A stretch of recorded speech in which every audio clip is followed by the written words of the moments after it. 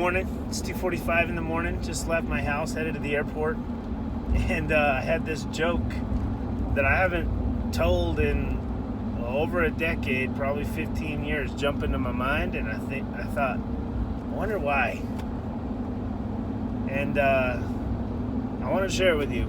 So hopefully enjoy it. Hopefully there's no offense here, and hopefully I can actually teach a lesson from it. So there's these three gentlemen. One of them happens to be American, one of them's Italian, and one of them's Hispanic. And they all show up to work every day together, and they're working on a high-rise building, and they all have lunch together every day by sitting on this beam, opening up their lunchbox and talking about work and their marriage and life and all this kind of stuff. And one day they enter this conversation about how life, they have no control over their life and they're not very happy with it, and it goes something like this. The American opens his lunchbox and says, "Man, I got another bologna sandwich. I hate bologna sandwiches. I have bologna sandwich in my lunchbox like every single day, and my life sucks."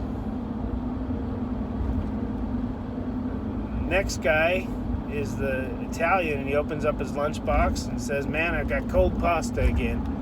Cold pasta, I hate this." And the next guy opens his lunchbox and he's like, "It's always a taco or burrito. I always got a cold taco or a cold burrito." And the three of them are like, "Man, this isn't the life we want to live. Let's all determine that if tomorrow that's what's in our lunchbox, we're going to jump off this beam and end it." Well, next day comes around, they all open their lunchbox, and they all have the same thing in their lunchbox, and so they jump. A few days later, they're at the funeral, and the American lady was talking to the other two widows and says, I don't understand. I thought he really liked the bologna lunchbox. He never said anything. And the Italian lady's like, "Yeah, same thing. I thought he loved the pasta. He never said anything. In fact, I thought he loved pasta, so that's what I always said." And the Hispanic lady pipes up and she's like, "I just don't understand because he packs his own lunch." And as funny as that is, I think there's actually some lessons in that. Because first and foremost, in our communication with our spouses, are we actually communicating what we like, what we don't like?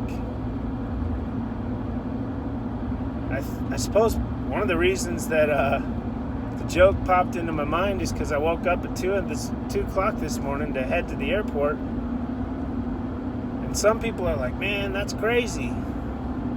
And I could blame and complain and all that stuff, but then you pop in your mind, you wait, I booked my own flights. But I'm actually not upset. I'm happy. I got to go home and be home with my family on Sunday. I'm headed to the airport. I'm excited. We have a new week. I get the opportunity to go out and work with 2 of my teams this week. And hopefully make an impact and make a difference and help a rep to decide to be a better provider and to be armed with the tools and the knowledge and the training to do a little bit better job. Hopefully that makes a difference. That's what will make it worth it to me. But regardless, I think too often people are sitting around on their lunch break, interacting with people that are toxic and blaming and complaining about their life and their circumstances and how things are and how life's not fair. And I'm just telling you, that's no way to live. That's the problem, is to sit there blaming and complaining and saying I don't have any control. And I'm asking us to all call BS on that story, because you have 2 types of control. Number one, you're the one that picked your job. If you don't like it, do something else. Simple enough. And number two, because you're in your job, you're the one that picks how you feel about it.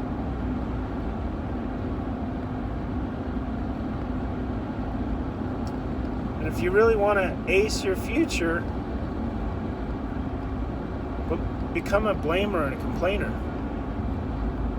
Take all the injustices and the things that you don't like about your job and focus all your time and your energy and your negative emotions on those things. And of course you're not going to be happy if that's what you're doing.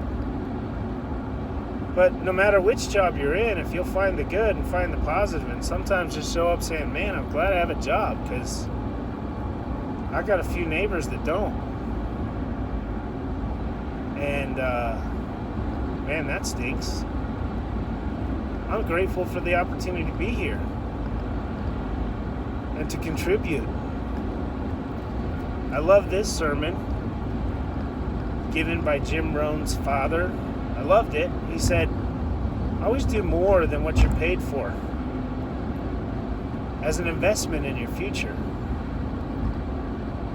That's not normal. That's not what most people have as a way of thinking and philosophy. They get around other people at the workplace and they say, how can we do the least we can and get paid the most that we can, and blame and complain about it all along the way.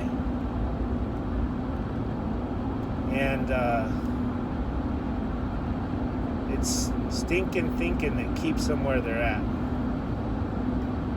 And so I'm asking you, if you're sitting on a ledge working with other people and blaming and complaining about life circumstances or your job or whatever it might be, I'm asking you to have the courage to look inward and say, I chose this, chose where I'm at, and even if I have had some injustices or some things happen,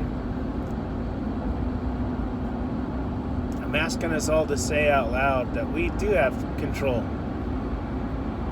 that we could communicate better with our spouses, that we could appreciate the job that we have, and that we could all work on ourselves and our skills and our attitudes and do whatever it takes to put ourselves into a better situation. So much of that is just starting by saying out loud, like, this is what I want. This is the life that I want. And this is what I'm headed towards. And stop blaming, stop complaining. And that's my 2 cents this morning. Hopefully at 2 something in the morning it's coherent enough that it made you take a step back and think, I can do better. Because I know we all can. And here's the crazy part, and here's what I'm going to end with, guys.